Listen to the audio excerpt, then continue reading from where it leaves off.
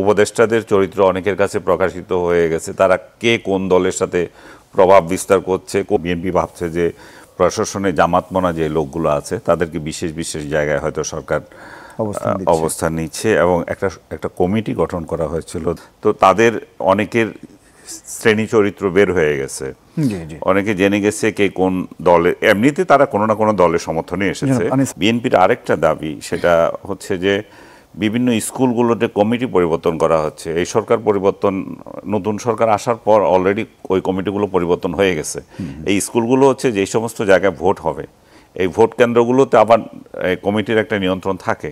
যারা প্লেয়ার আছে তারা হয়তো উপলব্ধি করছে, বিশেষ করে আমি ফিল করি যে যারা নির্বাচনী কাজে যুক্ত হবে বা প্রশাসনিক ক্ষমতা আছে, ওই সমস্ত জায়গায় যে সমস্ত লোকদের নিয়োগ দেওয়া হচ্ছে তাদের রাজনৈতিক সংশ্লিষ্টতা আছে। এই ধরনের আশঙ্কা থেকে এরা রাজনৈতিক দলগুলো পরস্পরের বিরুদ্ধে অভিযোগ টানছে। এটা শুধু বিএনপি করছে তা না, বিএনপি ভাবছে যে প্রশাসনে জামাতমনা যে লোকগুলো আছে তাদেরকে বিশেষ বিশেষ জায়গায় হয়তো সরকার অবস্থান নিচ্ছে, এবং একটা কমিটি গঠন করা হয়েছিল 4জন সচিব, 4জন উপদেষ্টা, 2জন সচিবের নেতৃত্বে।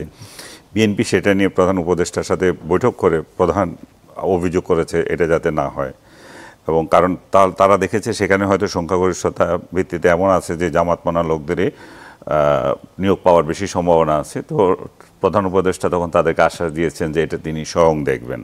তাহলে এখানে একটা বড় ধরনের আমরা মানে ক্লু দেখতে পাই যে কি বিষয়গুলো।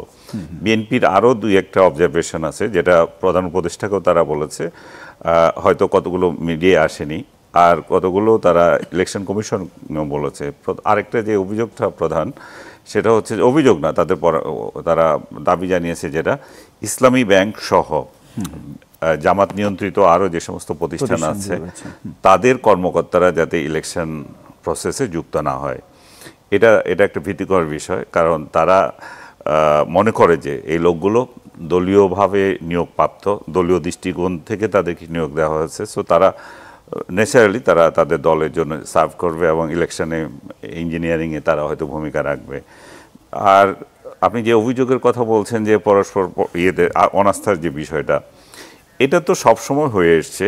যেহেতু এই গভর্নমেন্টটা প্রায় 1.5 বছর ধরে কার্যকর থাকছে, তো তাদের অনেকের শ্রেণী চরিত্র বের হয়ে গেছে, অনেকে জেনে গেছে কে কোন দলে, এমনিতে তারা কোনো না কোনো দলের সমর্থনে এসেছে।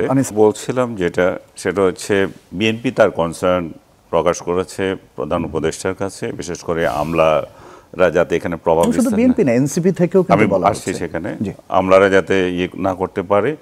আর প্রাইভেট ব্যাংকের কথা বললাম, ইসলামী ব্যাংক এবং আরও যারা ইসলামী প্রতিষ্ঠান যারা আছে জামাতমনা, তারা যাতে এখানে প্রভাব বিস্তার না করতে পারে। বিএনপির আরেকটা দাবি সেটা হচ্ছে যে বিভিন্ন স্কুলগুলোতে কমিটি পরিবর্তন করা হচ্ছে। এই সরকার পরিবর্তন, নতুন সরকার আসার পর অলরেডি ওই কমিটিগুলো পরিবর্তন হয়ে গেছে।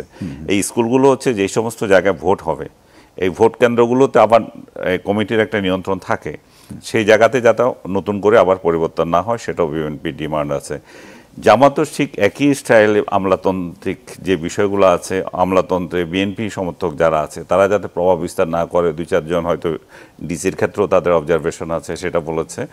আর এনসিপিও একই ধরনের কথা বলেছে, আমি স্পেসিফিক ওরা কি বলেছে জানি না, কিন্তু মূল বিষয়টা হচ্ছে নাহিদ হোসেন একটা কথা বলেছেন, তিনি বলছেন যে ভাগ বাটোয়ারার একটা, ওটা আগেই বলেছে, ওটা তো মাহফুজ আগে বলেছে যে প্রশাসনটা 2 দলে ভাগ করে নিয়ে গেছে। সো এখানে তাদের যে বলার নতুন কিছু আছে তা না, কিন্তু 3 দলেরই আবার একটা যেটা প্রধান বিষয়, সেটা আপনি যেটা বললেন উপদেষ্টাদের নিয়ে অবজারভেশন, ওইটাই আমি বলতে লাগছিলাম আমাদের এই আলোচনার আগে। সেটা হচ্ছে যে এই অবজারভেশন থাকাটা অস্বাভাবিক না, যেহেতু 2 বছর ধরে একটা দল, 2 বছর না প্রায় 1.5 বছর ধরে এই সরকার আছে। এই সরকারে থাকার কারণে উপদেষ্টাদের চরিত্র অনেকের কাছে প্রকাশিত হয়ে গেছে, তারা কে কোন দলের সাথে প্রভাব বিস্তার করছে, কোন দলের জন্য তারা কাজ করছে। সো তাদের সম্পর্কে একটা অবজারভেশন থাকা এটা অস্বাভাবিক কিছু না। কিন্তু আমরা যদি দেখি, এবং তারা ইনস্টল করতে, নতুন কোনো সরকার ইনস্টল করতে বলছে না, বলছে যে এই সরকারই যাতে অ্যাক্ট করে যে ক্যাটেগরি গভর্নমেন্টের মতো। ওনারা যেহেতু অন্তর্বর্তীকালীন সরকার, কিন্তু 3 মাসের যে সরকার থাকবে ইলেকশনের আগে, দল নিরপেক্ষ সরকার, যেটা আমরা 90-তে দেখেছি বা 96-তে দেখেছি, ওই ধরনের সরকার তারা চাচ্ছে। এবং সেই চাওয়াটাও ঠিক আছে, কারণ হচ্ছে যে দল ইলেকশন করতে যাচ্ছে, ইলেকশন যখন করতে যায় তখন এই প্রভাব, এই উপদেষ্টারা যদি কোনো না কোনোভাবে এমন কোনো ডিসিশন মেকিংয়ে চলে যায়, তাহলে একটা দলের বিপর্যয় কিন্তু টোটাল এসে যেতে পারে। তো কিন্তু নতুন যেহেতু আরেকটা সরকার চাচ্ছে না, তার মানে এদেরকে দিয়ে করতে হবে।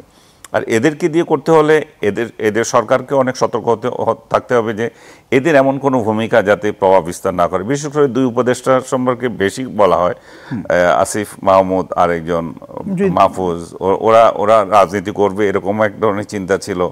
তো এগুলো আসিফ মাহমুদের মধ্যে বিশেষভাবে আসে, কারণ সে স্থানীয় সরকার উপদেষ্টা। তো এগুলো যদি ঠিক না হয় তাহলে এক ধরনের অভিযোগ থেকে যাবে। কিন্তু আমরা আবার এটাও মনে রাখতে হবে যে এইরকম একটা সরকারের অধীনে কিন্তু 2008 সালেও কিন্তু এই নির্বাচন হয়েছে। মঈনুদ্দিন ফখরুদ্দিনের যে সরকার ছিল সেটাও কিন্তু 3 মাসের সরকার ছিল না, সেটা কিন্তু অন্তর্বর্তীকালীন সরকার ছিল, এবং তার অধীনে একটা নিরপেক্ষ নির্বাচন আমরা দেখেছি। যতটুকু নিরপেক্ষ, যেটুকু ছিল আর কি, গ্রহণযোগ্য হয়েছে সেটুকু তখনকার জন্য।